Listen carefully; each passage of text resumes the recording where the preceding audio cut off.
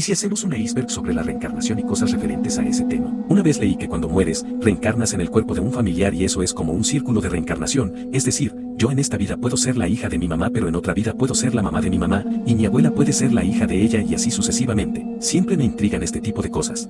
Se dice que Saddam Hussein sostenía hasta el final de su vida que era la reencarnación de Nabucodonosor II, el legendario rey de Babilonia. Curiosamente, Nabucodonosor afirmaba ser la reencarnación de Nimrod, a quien se le atribuye la construcción de la Torre de Babel. Lo peculiar de este linaje simbólico es que los tres personajes estuvieron vinculados con Babilonia o la región que actualmente es Irak, reforzando la idea de que la reencarnación podría tener como propósito cumplir un objetivo en un mismo territorio o contexto. Hussein estaba tan convencido de este paralelismo histórico que durante su mandato ordenó acuñar monedas con su rostro junto al de Nabucodonosor, consolidando su imagen como un líder atado a la grandeza y misticismo de la antigua Babilonia. Este detalle es un ejemplo fascinante de cómo la mitología, la historia y el poder pueden entrelazarse en la narrativa de un gobernante.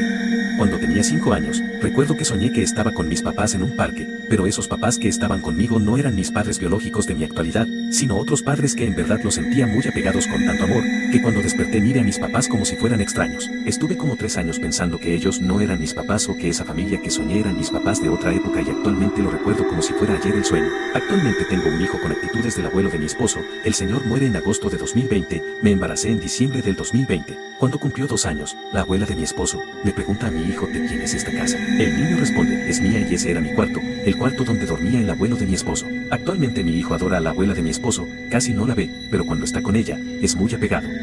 Yo he tenido muchos sueños sobre anteriores reencarnaciones desde niño y hasta la fecha, el último que soñé fue hace 2 años aproximadamente. Yo soy del estado de Guerrero pero decidí mudarme a la CDMX y voy de visita a ver a mis papás cada cierto tiempo. En una de esas visitas mis papás salieron al súper y yo me quedé en la casa a dormir. Me dormí en la cama de mis papás porque entraba mucha luz y era como mediodía. En cuanto toqué la almohada me dormí profundamente y empecé a soñar que estaba caminando con mi papá en la calle y de repente me dijo que regresaba. Yo me quedé a conocer el lugar en donde estaba cuando de repente empecé a escuchar muchas voces diciendo que me extrañaban y que estaban cuidándome. Era la de un señor mayor y una mujer más joven, como que me saqué de onda porque no sabía de dónde venía la voz cuando de repente me llegaron muchos recuerdos en donde estaba viviendo como en una cabaña con una familia de piel negra y me estaban enseñando a hacer cosas con las plantas. De repente aparecieron los que me hablaban y me dijeron, espero recuerdes todo lo que te enseñamos, te extrañamos, y cuando me dijo eso desperté del sueño y empecé a llorar, no sabía por qué pero me llenó una sensación rara, no podía dejar de llorar, estaba sollozando, hasta que me pude calmar, miré el reloj y solo habían pasado 5 minutos pero sentí que el sueño había durado mucho más. Al poco tiempo le pregunté a mi papá si teníamos familia de raza negra y me dijo que sí, que su bisabuela era afromexicana y que seguramente también tenía familia anterior que no conoció que lo fue.